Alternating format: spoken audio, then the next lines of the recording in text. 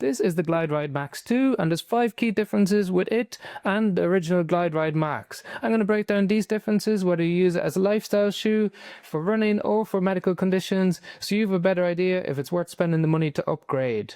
First of all, there's a significant change in weight in the recently updated model. So in the original one, we had 44 mils of stack in the rear foot, 38 in the forefoot, giving you a 6 mil drop, and it came in at 325 grams in a size 12 US.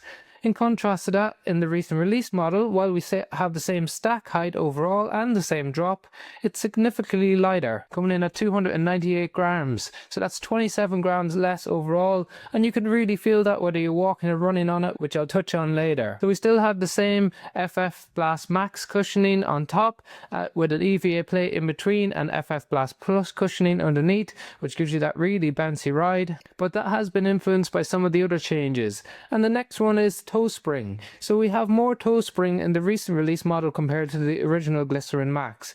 And what that means is the shoe curves upward at more of an angle, so that will place your toes in more extension as you go to push off.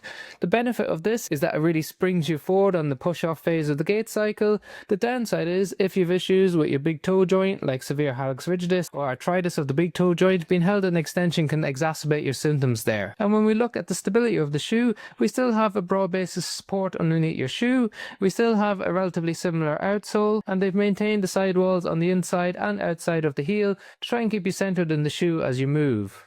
But as we move up the shoe, we've got a brand new woven knit upper, which is a much better upgrade than what we saw in the original GlideRide Max, as it's much thinner, more breathable. It wraps around your foot nicely, but it also has plenty of space in the toe box. And that's often one of the issues with the technical woven knits, is that it wraps too tightly around your smaller toe and can cause some blistering. We haven't noticed any issues with that, and it's still true to size and length. They've changed the tongue, so we no longer have the pull-on tab on top. It's not as padded as it was before, but you still get a really good lockdown, so a really nice upgrade on this. And then some of the aesthetic changes that we've noticed is that they've modified the pull-on tab on the back of the shoe. They've changed the lace-up system so that it's more of a sleek look overall. And then finally, when it comes to performance, because of the changes in the toe spring, the geometry of the shoe and the weight, it feels completely different.